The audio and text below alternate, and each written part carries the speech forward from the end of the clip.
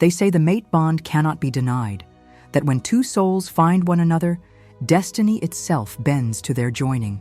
The pull is instant, undeniable, unbreakable. Yet fate, when it chooses, can be cruel. The night of the Alpha's choosing rose silver and cold. 1,000 pinprick stars knifed the darkness, and the moon poured over the clearing like milk. Torches ringed the sacred circle, their flames licking the carved wolf totems that watched, ancient and unblinking. The entire pack had gathered, elders in long shawls of woven hair, young wolves restless at the fringes, mothers shushing their wide-eyed children. Painted bowls of herbs smoked on flat stones, and the scent of pine pitch and sage clung to the air. Elena stood at the edge, shawl clutched in both hands. Human. The word hissed in the back of her mind, as though it could explain the tightness in her chest. She had lived at the pack's border long enough to know the looks: curiosity, pity, and the sharpening sneer of those who measured purity like coin. She had never expected to be called forward tonight. She had not even dared to hope. Drums began, slow and deep, a heartbeat under the earth. Elder Iona stepped to the circle's center, white hair braided with raven feathers. "By moon's eye and blood's vow," she intoned, "let truth rise and pretenders fall. Let the bond, if it is written, make itself known." The crowd parted as Darius, Alpha of the Valley, mounted the low stone dais. He wore no crown. He needed none. Power lay over him like a pelt, quiet and absolute. Gold kindled in his eyes when the wind lifted, and for an instant Elena imagined warmth brushing her cheek. "Do you fear me?" he asked the circle, not unkindly. It was ritual, an old question, and voices answered as one. "We fear no truth." He inclined his head and began to walk the ring. He passed the daughters of strong bloodlines, their wrists glittering with silver threads. He passed the widow who lifted her chin to hide the tremble. He passed a girl no older than 16, whose mother knelt behind her and whispered a prayer. When he reached Elena, the world narrowed to the space between the torchlight and his shadow. His gaze found her, and something inside her leaped like a deer startled into flight. Heat licked through her chest, clean and bright as a struck spark. Her breath caught. The hush of the circle pressed upon her ears until all she could hear was the thunder of her own pulse. He felt it too. She saw it, a flare in his eyes like sunlight breaking through storm. For the length of a single heartbeat, destiny bridged the empty space and laid its claim. Then his jaw clenched. His shoulders went iron hard, as if a chain had snapped tight around his ribs. When he spoke, his voice came out rough, dragged over gravel. "You are not my mate," he said. "Leave." The words broke like ice underfoot. Gasps exploded from the crowd. Torches spat resin. Someone dropped a bowl. It rang against stone and rolled. Elena stood very still as humiliation burned up her throat. She had felt it. He had felt it. The circle had held its breath around them, sure as a tide. But here stood the Alpha, beautiful and cold as a blade, and he was denying her before every eye. She bowed her head once, because courtesy had been hammered into her bones, and then turned. The path between bodies opened grudgingly. She did not run. She placed one foot in front of the other, and each step felt like it peeled skin from bone. Only when the trees swallowed her did she let her breath shiver out and her knees buckle, one hand catching the rough bark of a pine. Behind her, on the dais, Darius tightened his grip on the carved armrest until the wood cracked under his fingers. His wolf rose inside him, a silent howl scraping raw against his ribs. "Ours," the beast raged. "Ours." "Claim." The sound strangled in his throat. A burning band cinched his chest, hot as wire pulled from coals. Black shapes crawled beneath his skin and settled across his heart in curling strokes, runes only he could feel. His mouth filled with the taste of iron. He swallowed it. He swallowed her name. Elena did not remember the path back to her cabin, only the sting of pine needles against her calves and the taste of salt on her mouth. Inside, she lit a candle with shaking hands and sat on the little stool by her narrow bed. She pressed her palms to her eyes until she saw sparks dance. "If I am not his," she whispered to the empty room, "why does my soul feel torn?" No answer came but the quiet tick of pitch dripping in the hearth. She slept a broken hour and woke to the memory of gold eyes and the sound of the crowd's soft, devouring shock. Dawn was the color of weak tea when she stepped outside. Frost powdered the grass. Every breath lifted like smoke. A path wound from her door toward the market, and she followed it because the body moves even when the heart does not. Stalls unfurled like bright mouths as the sun rose, baskets of late apples, skeins of dyed wool, a tin kettle whose lid rattled when a child laughed. Elena kept her shoulders back and her eyes forward. Whispers gathered and skimmed behind her like leaves in a gutter. The Alpha rejected his mate. She's human. Perhaps the moon corrected a mistake. Fate doesn't err. Mara leaned against a post, Fox's sly smile sharpened with delight. "Careful where you walk, human," she called lightly. "Your tears might freeze." Elena turned her head and let the other woman see the clean line of her mouth. "They'd need to exist first," she said, and moved on before her voice could betray the tremor in it. At the herb stall, Thomas, who had known her since she was a child bringing coins in a mittened fist, pretended not to notice the whispers. "Sleep?" he asked, the single word kind and rough. She shook her head. "Do you have willow bark?" "Always." He wrapped it in paper and set it on the counter. "There are rumors of rogues sniffing the lower borders. Lock your door tonight." "Rumors breed on nights like last," Elena said, more tired than afraid. On the path home, Cale found her. The beta, broad-shouldered, hair caught back at his nape, a man whose quiet competence held the pack together when grief took their dead. He slowed rather than step into her way. "Elena." "Kyle." She did not stop walking. He matched her stride. "Give us a day," he said. "The council meets at moonrise. Elder Iona asked it." "What good will elders do against a choice made in front of everyone?" He looked at the trees, not at her. Sometimes truth needs time to cut free of what binds it.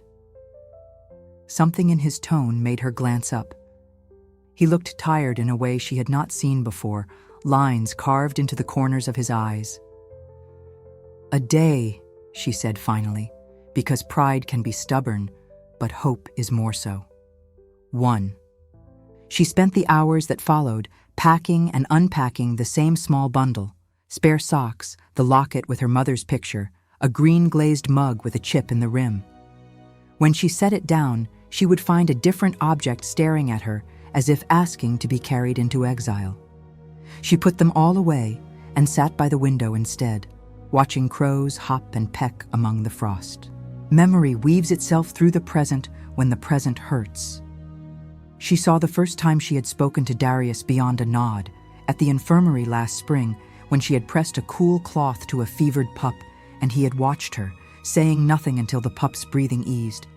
"Thank you," he had said then, simple and real as bread. She had carried the sound of it for days like a penny in her pocket. That night she did not light the lamp. She sat in darkness, listening to wind fingering the chinks in the wall and the distant soft music of the pack lifting a song to the moon. It was not for her. She pressed her forehead to the cool glass and closed her eyes. High above the village, the manor crouched against the mountain like a wolf on a ledge. In the private chamber beyond the council hall, Darius ripped his shirt open and stared at his chest. Black runes curled across his skin in a lattice of thorns, faintly luminous, writing themselves tighter with each breath. "Show yourself," he said to the empty room, because he was done pretending he did not know. Celine stepped from the angled shadow at the hearth as if peeled from the dark. She was beautiful in a way that owed nothing to kindness, cold, symmetrical, the way winter can be beautiful when you have a fur and a fire and your neighbor is starving. "You called," she said mildly. "What have you done?" He did not bother with courtesy. "Saved you from weakness." She glanced at his chest, lips curving when his jaw hardened. "You would throw a kingdom into ruin for a human girl?" "I would obey the bond," he said, and the runes tightened, stealing his breath. When he reached for her, the curse cinched hard. His knees hit stone. "You have no right," he forced out. "No law grants." "Law is what the strong hold," she said, "and I hold the old words." She crouched, and the smell of myrrh and bitter root reached him. "The pack will not follow an alpha who puts a breakable throat before their own." "I will rip this out of myself," he promised, fingers digging against the ink that wasn't ink at all. Selena tilted her head. "Speak her name." His mouth opened, sound scraped raw in his throat. The runes surged, blood touched his tongue, a copper flare. No syllable rose. Her name, living in his chest like a campfire in winter, guttered against a rain he could not stop. "There," Celine murmured. "See? Not so difficult to be sensible." She straightened, smoothing a non-existent wrinkle in her sleeve. "Choose a mate worthy of your line.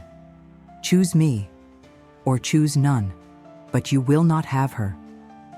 When she left, the room felt colder. Darius rested his head against the stones and let the rage run through him until he could breathe around it. Then he stood and went to the window where the world fell away in blue distance, and a river cut the valley like a blade. "Somewhere down there," she breathed. Somewhere, she hurt. He was Alpha, and the sound of her pain had hollowed him like a struck drum. He went to the shrine at the hill's crown and found Iona already there, setting fire to a braid of dried herbs. She said nothing as he knelt across from her. The smoke climbed in 3 thin ropes. "I cannot speak her name," he said at last. "When I try, the curse drinks the sound." "Old envy has a long memory," Iona said, "and a woman can chain a wolf with such envy if she is clever and cruel." "How do I break it?" "By letting your heart speak louder than your throat," Iona said.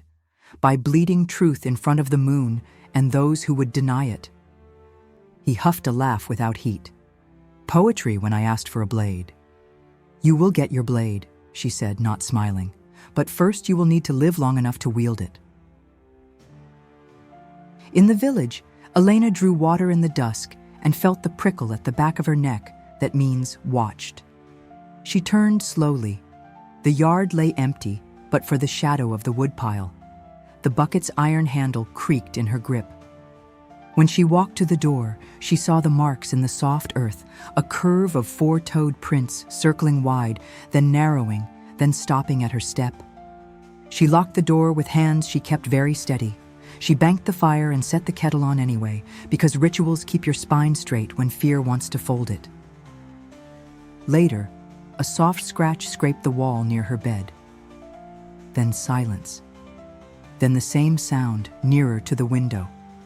She opened her eyes to the dark and felt, ridiculous and exact, the presence of a weight pressed against the world just outside the glass. The quiet, wet sound of breath. She did not scream.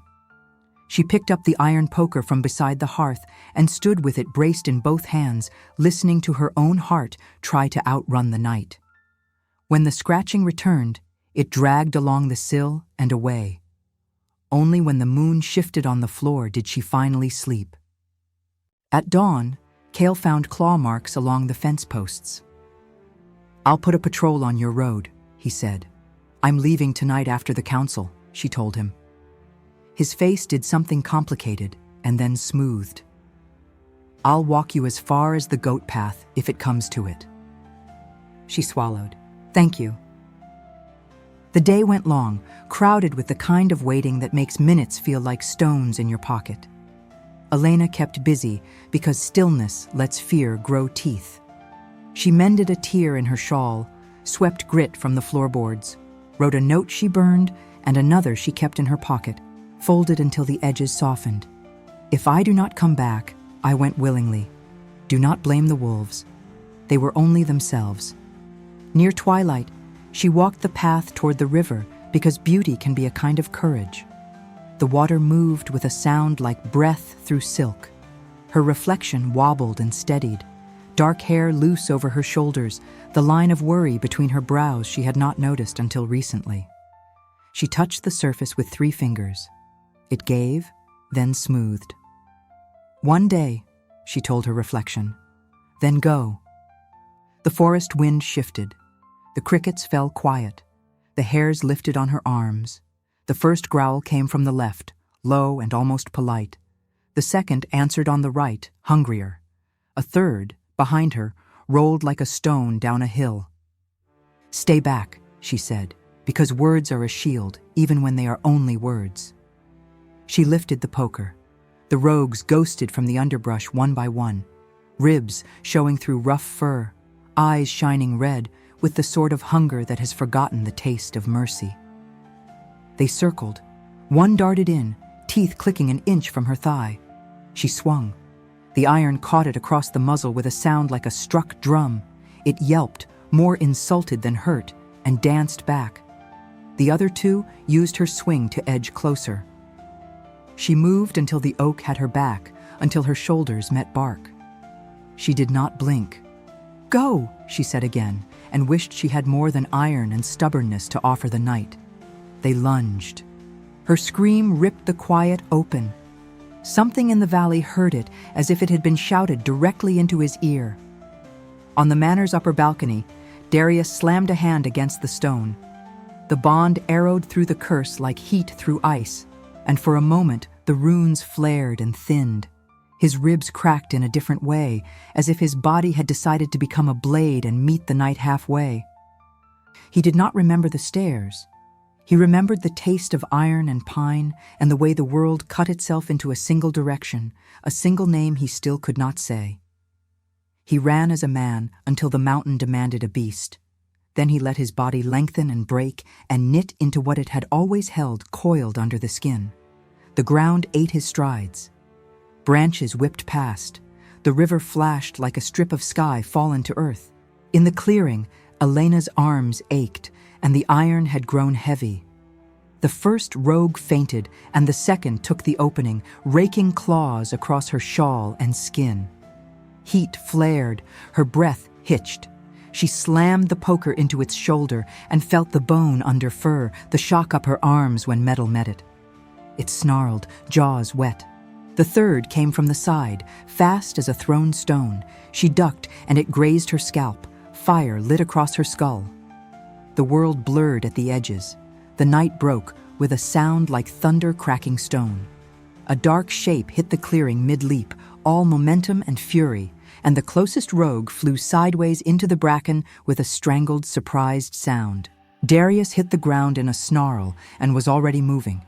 He met the second rogue chest to chest, and the impact drove a grunt out of both of them. Teeth flashed, fur shivered with the violence of their bodies brought to bear. The third rogue wheeled, eyes showing white now that the calculus had changed. Elena slid down the oak's rough face until her knees found earth. She tasted blood where she had bitten her tongue. "Darius," she said without thinking, and even saying his name felt like stepping into a house where the hearth was lit. He fought like the storm that comes once every 10 years and rips roofs from their nails. The rogue under him twisted and caught him across the chest with a rake that would have emptied another wolf's breath forever. Darius staggered, only for a breath, and the black runes over his heart flared bright as coals struck with bellows. The curse clenched, trying to pull him away from her even now, in a clearing that smelled like copper and fear. He saw her against the tree, pale, iron still clutched in both hands. The animal in him threw itself against the chain.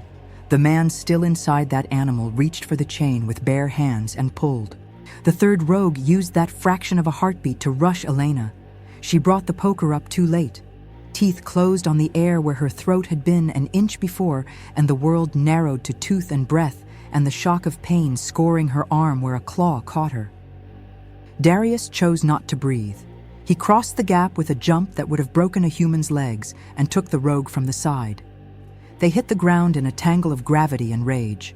The first rogue, jaw bruised, Pride, more so, lunged back in. For a terrible instant, he held both with weight and will and muscle and was still losing ground. Then the wound across his chest opened like a mouth and poured heat.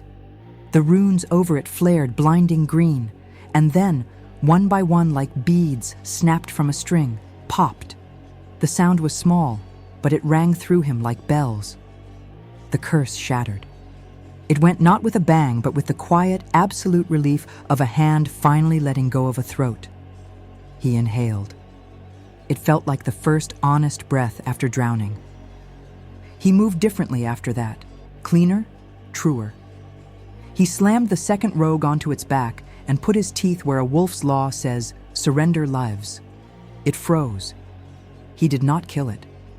He turned instead and met the first with a low, furious joy that belonged to something older than language. When it broke and ran, tail low, the third followed, their courage unraveling in a rush. The clearing went very quiet. Elena let the iron sag and then drop. It struck root and lay like a fallen spear. Darius stood, sides heaving, fur dark with blood. He shifted before her without shame, bones re-knitting into the familiar geography of his human face. He swayed once when he stood. Blood ran from his chest in a line that made her stomach drop. She went to him on her knees. "Why?" The word broke as it left her mouth. "Why save me after that?" He touched her cheek with a hand that shook. "Because I never wanted to," he said, voice low with pain.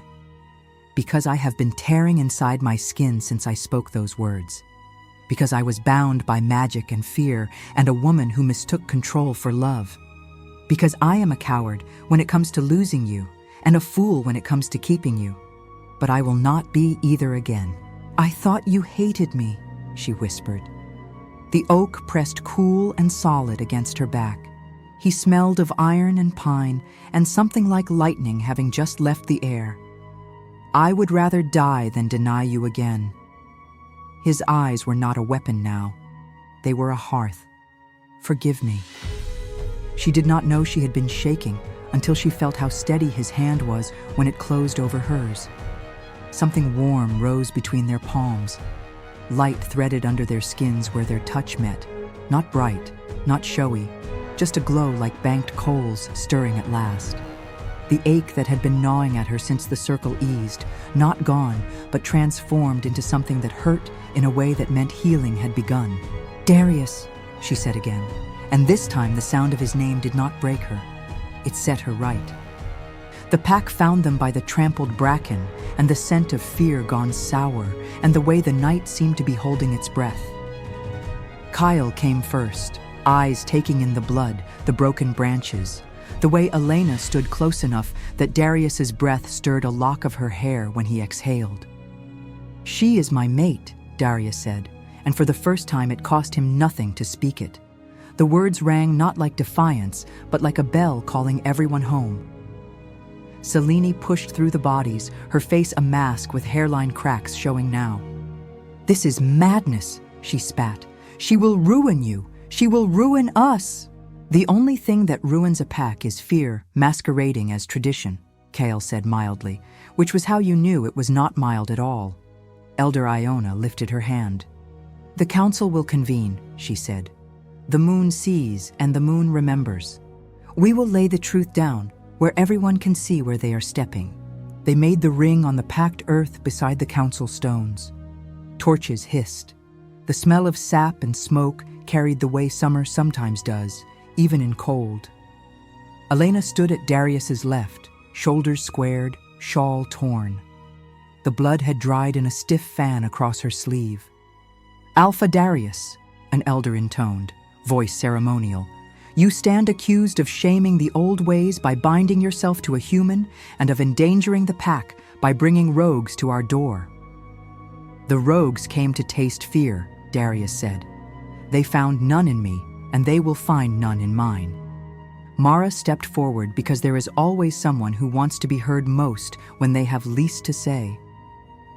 "If you claim her," she scoffed, "what stops every human from laying claim to our protection, to our blood?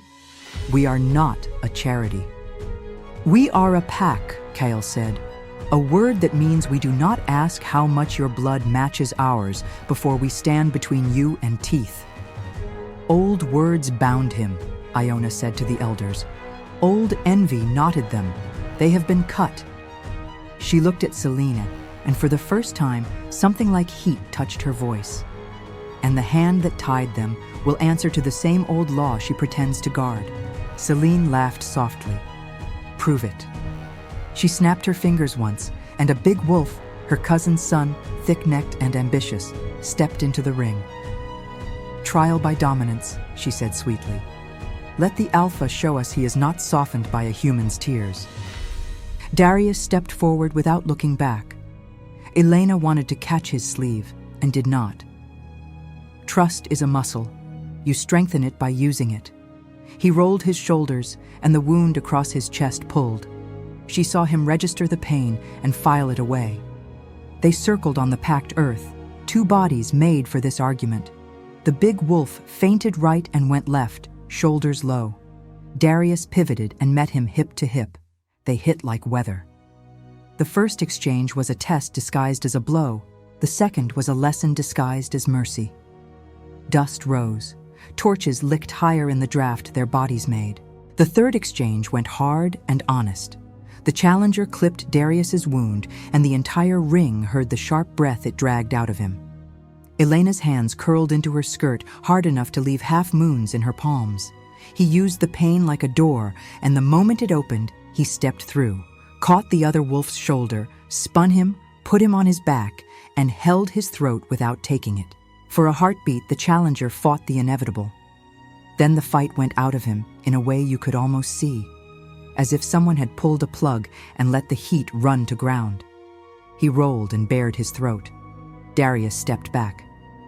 "Alpha," someone said, and then more someone said it until the sound filled the ring like water filling a basin. Selene went very still. For the first time that night, she looked what she was when the moon was not watching. Small and very, very alone. Iona pointed to the faint green shimmer left on Selene's wrist, where the curse had bitten back when it broke. "Do you deny you wove old words against your Alpha?" Selene lifted her chin. "I deny weakness." "That is not an answer," Iona said, "but it will do."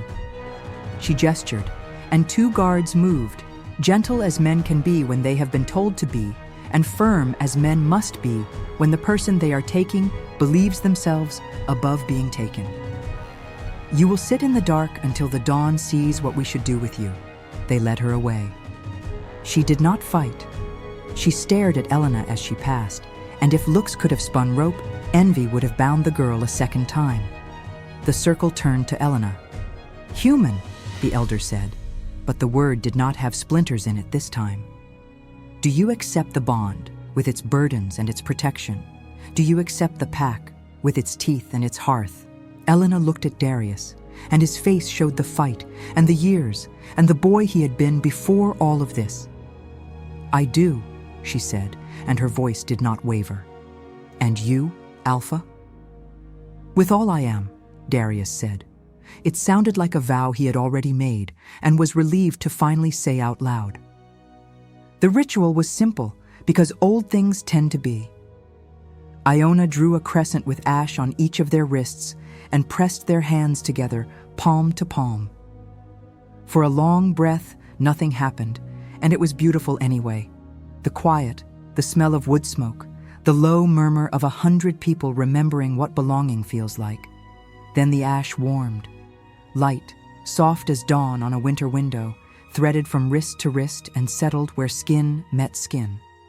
A little boy near the front, Mara's youngest, who had no interest in purity politics, said, "Oh," very softly, and that was the finest benediction the night could have given them. They walked to the cliff at the valley's edge, because you should always look at what you've pledged yourself to once you have done it. The world below was all shadow and dull gold, like coins at the bottom of a fountain. Vapor rose off the river in soft ropes. Birds etched black marks across the pale sky. Elena leaned into Darius and felt for the first time since the circle that the ground would hold. They tried to sever the bond, she said quietly. But fate doesn't break for jealousy. No spell is stronger than us, he said. And it wasn't bravado.